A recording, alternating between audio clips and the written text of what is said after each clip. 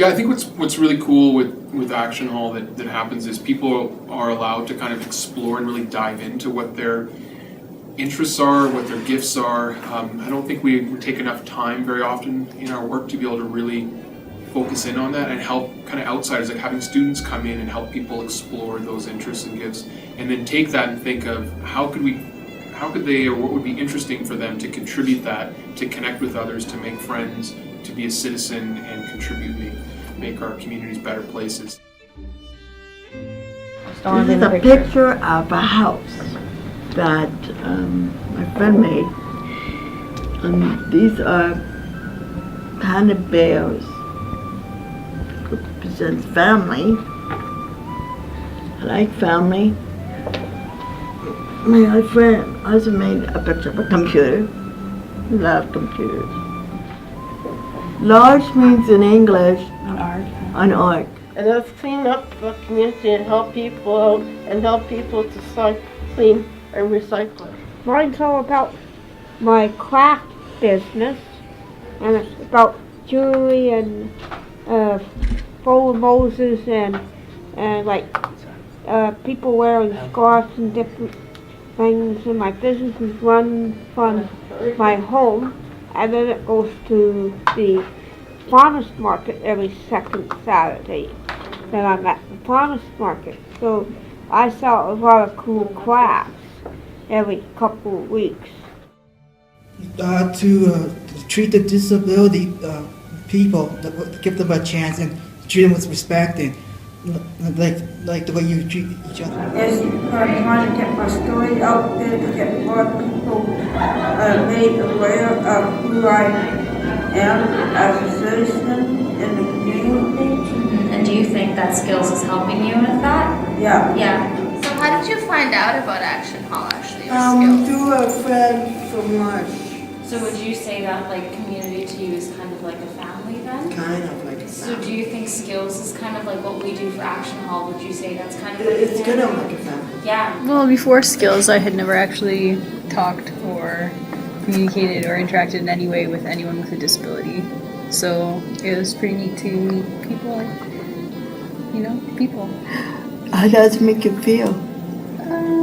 I feel like a better person, more accepting, I guess. Like, it's just like having a greater understanding. Will you stand up for me and stand in front of me? Yeah, Yeah. I wouldn't even hesitate. Okay. It's about people. It's very good. Very good. Yeah. It doesn't have one word that's reasons in our partnership with CSL, trying to create a coming together where it was easy for students because of all the complexities of people's schedules. The people we support and our staff and students, trying to match one-to-one sometimes was way too complicated. And then just got excited about the idea of creating a little course that used the films that we had developed in year one.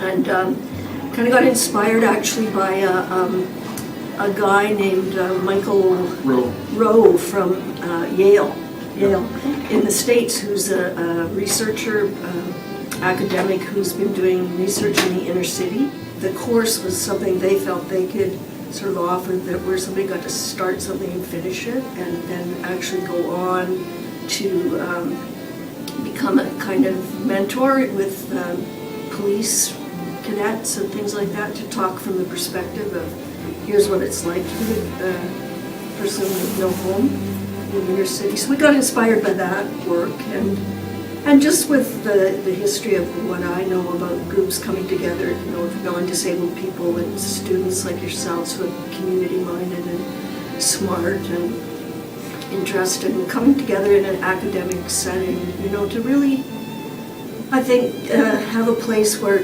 people can really speak in authentic voices, and that the people with disabilities have that unique kind of experience of having their truths and feelings and thoughts, ideas really being valued and a really important part of the curriculum, if you will.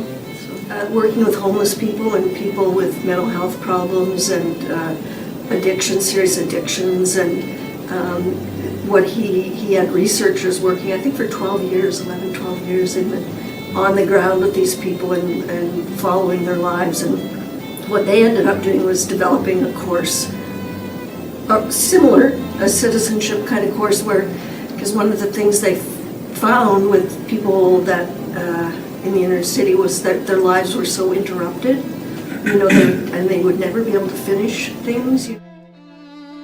Yeah, I mean, we're always have said we're totally open and welcome if anybody wanted to apply skills or do some volunteering. There's ways to do that. A lot of the areas people need support when they're on these journeys to be able to go out and explore, like the Wandering Woolies and the knitting. Sometimes there aren't resources to be able to help people have the one-on-one support to go to those places. So we try to do things like, like in one of the stories, it was I found a cool person that's at the group, and now we're going to carpool it to get there, right? So that's an area where we need help. So like if students wanted to volunteer and had an interest, you had an interest in exploring the Wandering Woolies or some other type of thing like that, and say, well, we'll go for a couple hours over the next few months to check out, help them explore that club and connect and stuff like that. Yeah, that kind of thing is like super needed.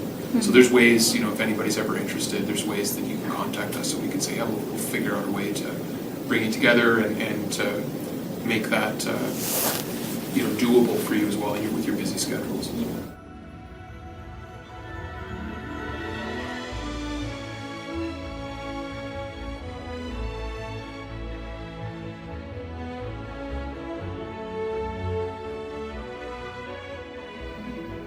Even though I do everything slow, I'm just like all of you guys.